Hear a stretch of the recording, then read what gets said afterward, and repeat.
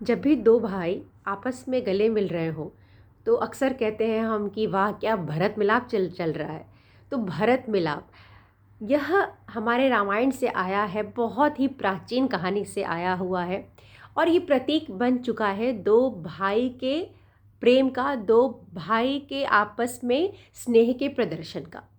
तो आज की जो कहानी है भरत मिलाप, वो भले आपने रामायण पूरा देखा हो, पढ़ा हो, पर या ना पढ़ा हो, परंतु इस दृश्य से सब वाकिफ़ हैं कि किस प्रकार वन में चित्रकूट में भरत का अपने भाई श्री राम से भेंट होता है और किस प्रकार भरत की भावनाएं, जो उन्होंने राम के लिए जो उनकी भावनाएं थी, वो प्राकट्य हो जाती है।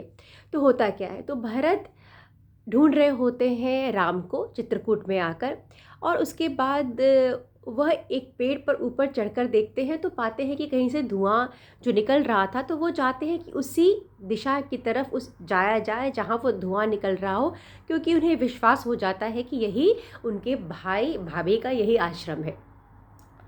तो वह भरत जी गुह को, राम के जो मित्र होते हैं गुह और शत्रुघ्न को लेके आगे बढ़ते हैं, और पीछे से सुमंत्र जी आते हैं।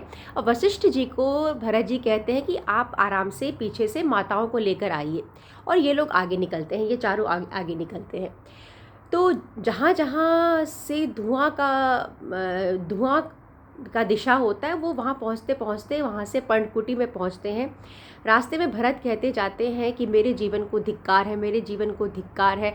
और वो कहते हैं कि आज मैं राम के तो पैर पड़ूंगा ही, मैं लक्ष्मण के और सीता के भी चरणों में गिर जाऊंगा, और उस सबसे विनती करूंगा, सबसे यही कहूँगा कि वह मेरे साथ अयोध्या वापस लौट जाए। और ऐसा कह के वो उस पर्णकुटी को देखते हैं, तो वहाँ देखते देखते हैं कि कई सारा बाण रखा हुआ है।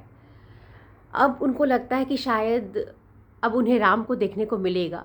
और सोने के म्यानों में तलवार है और दो विचित्र प्रकार का ढाल है। और जब ढाल को देखने के बाद उनकी उनकी नज़र पड़ती है, तब वह पर्णकुटी में अपने बड़े भाई राम को देखते हैं।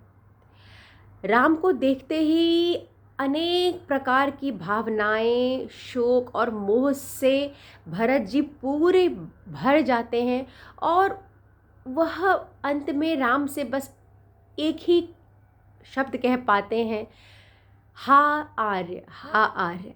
ऐसा कहकर वो बढ़ते हैं राम की ओर, परंतु राम के चरणों में, राम के पास जाने से पहले वे मूर्छित होकर गिर जाते हैं। शत्रुघ्न आते हैं और वह राम के चरणों में प्रणाम करते हैं। राम जैसे ही इन्हें देखते हैं वे उठ के आते हैं, सबको गले लगाते हैं, शत्रुघ्न को और भरत को वो उठा अपने गोदी में बिठाते हैं। और भरत को देख के राम को लगता है कि क्या हो गया इसे। वो पहले पूछते हैं कि हे ता, तुम यहाँ आए क्यों? जब तक हमारे पिता हमारे जीवित हैं तो तुम्हें यहाँ नहीं आना चाहिए था, तुम किस वजह से यहाँ आए हो? और फिर वह भरत के शरीर को देखते हैं, जो कि बिल्कुल ही दुर्बल पड़ चुका है। मानसिक जो उनको चिंताएं थीं, इतनी प्रबल थीं, इतने ज़्यादा वो मानसिक परेशानी से घिरे थे कि इसका जो प्रभाव है वो उनके शरीर पर स्पष्ट दिख रहा था। जो हृष्ट पृष्ठ भरत हुआ करते थे वो बिल्कुल ही दुर्बल हो चुके। तो देखिए, जो मानसिक परेशानी है, मानसिक चिंताएं हैं, वह किस तरह से व्यक्ति को पूरी तोड़ के रख सकती हैं। कहा भी जाता है कि चिंता चिता के समान है।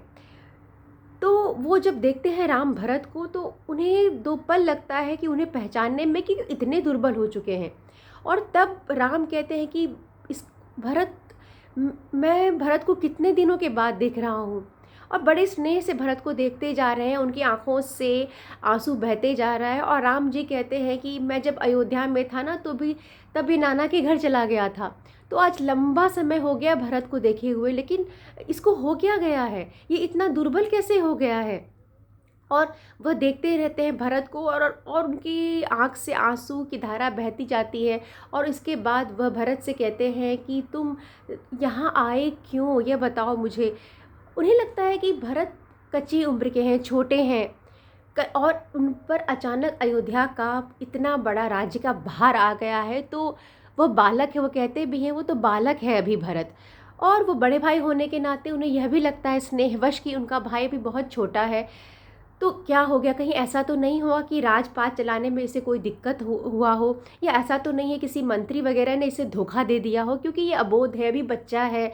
ऐसा राम जी को लगता है कि वो बच्चा है और अचानक ही उसके ऊपर बहुत सारा भार आ गया है। तो वे लगातार राजनीतिक प्रश्न पूछते जाते हैं।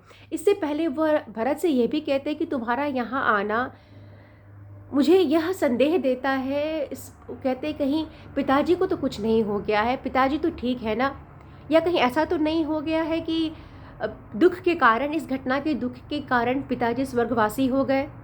और इसके बाद वो लगातार राजनीतिक प्रश्न करते जाते हैं भरत से कि राजकाज कैसा चल रहा है। वो देखना चाहते हैं कि राजकाज में कुछ उनको परेशानी तो नहीं हो गया।